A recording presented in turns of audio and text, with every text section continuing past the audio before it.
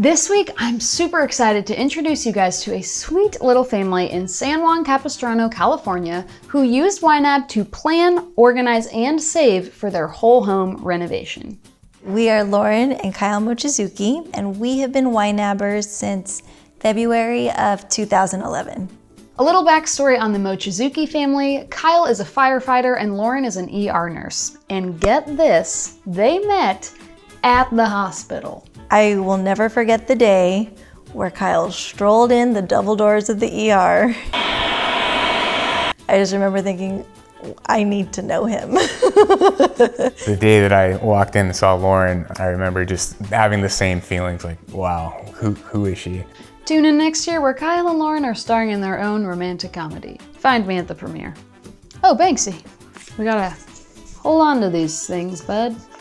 This is why we don't give pigs hats. So Lauren and Kyle get married in 2009 and kind of do the classic, let's go on a lot of vacations and backpack through Europe and buy organic handmade granola kind of a thing, right? We all do that, right? Well, it didn't take them long to realize they didn't like the way they were spending their money. Long story short, they found YNAB and kind of went ham on life. They paid off $266,000 worth of car loans and credit card debt and a mortgage. Like, what? And let me just be completely transparent by saying that was 10% YNAB, 90% solid dedication, relentless determination, and some kind of superpowers mixed in there probably. The other reason why we decided to go all in was because we knew that we wanted a family eventually, and because we didn't have any children yet, we knew that it was a great opportunity and season of our lives to get it done. What ended up becoming a goal was, let's finish paying off this debt before our first child is here. You know what they say, first comes love, then comes marriage, then comes Owen. Owen had arrived and he was a few months old at that point. Pack and plays and bouncers and all the other little plastic toys that come along with having a kid were just everywhere, and we were quickly outgrowing that. We found this place, this home here, and it was in our dream neighborhood. Did you hear that? Dream neighborhood. Dream house? Not so much.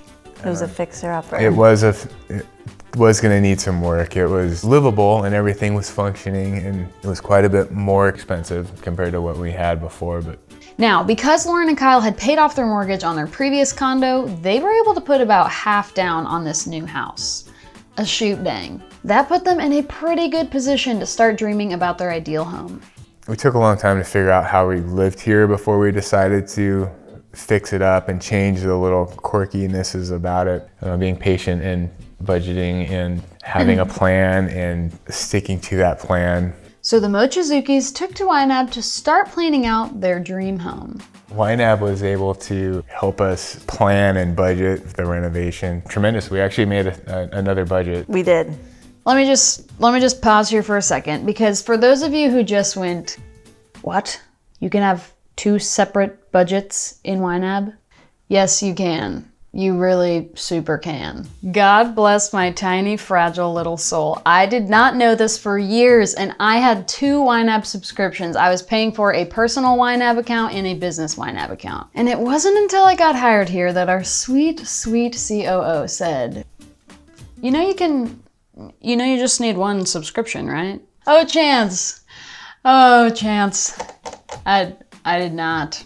Had 1000% no idea. And here we are today, a one subscription girl.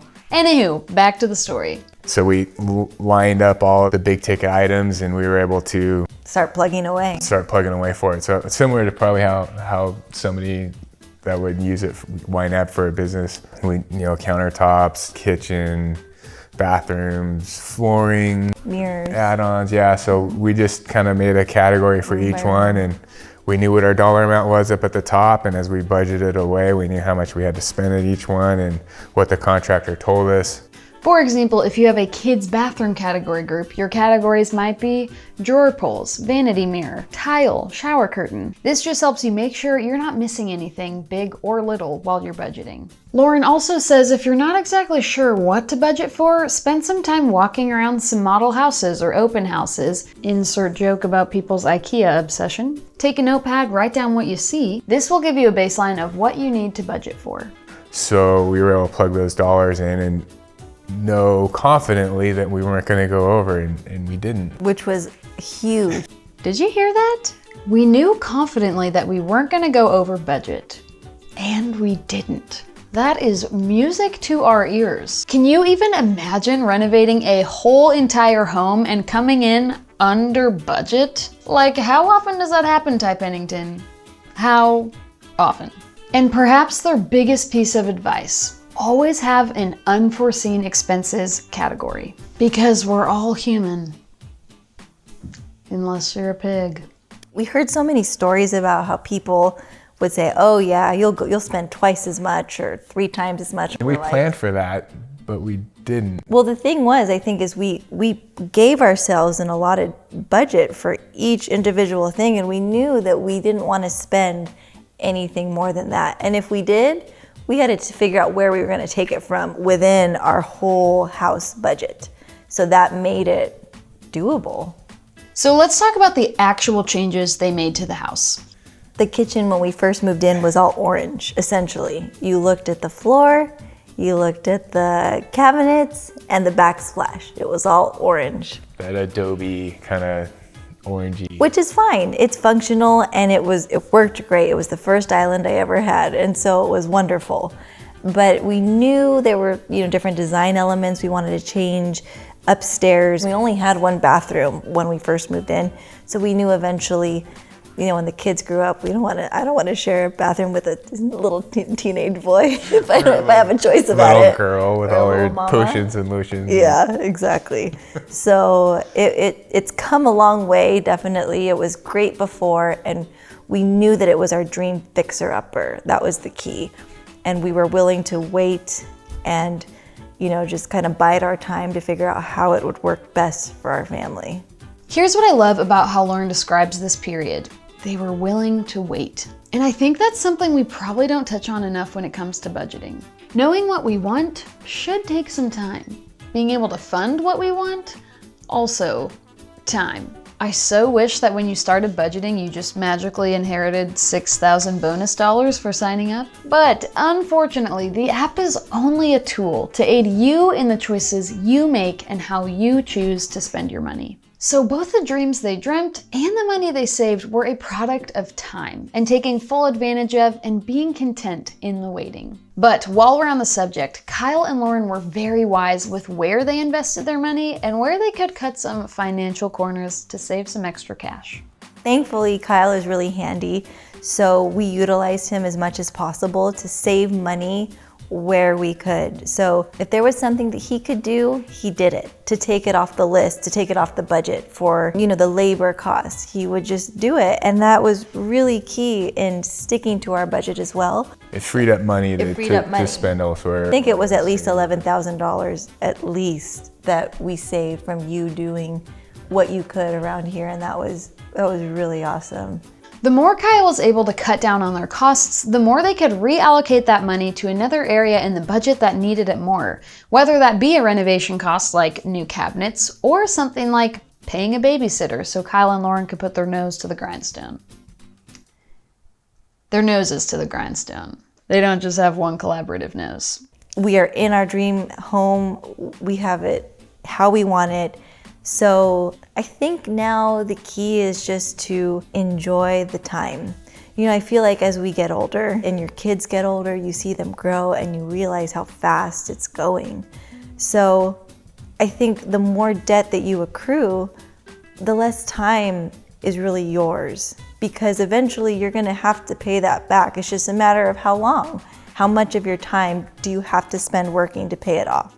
The more we put ourselves in debt to someone else or some institution, the more we're signing away our future time. We have to work more later to pay for what we perhaps could have waited on today.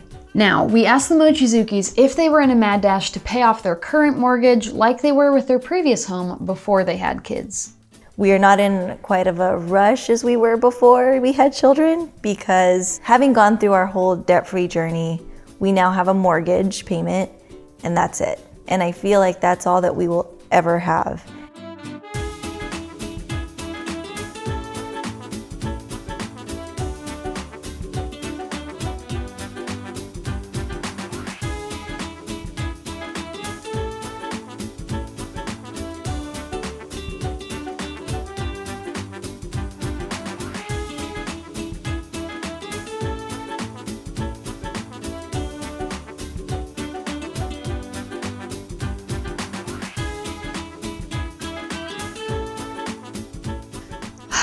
Well, folks, if that doesn't inspire you to go flip a whole house,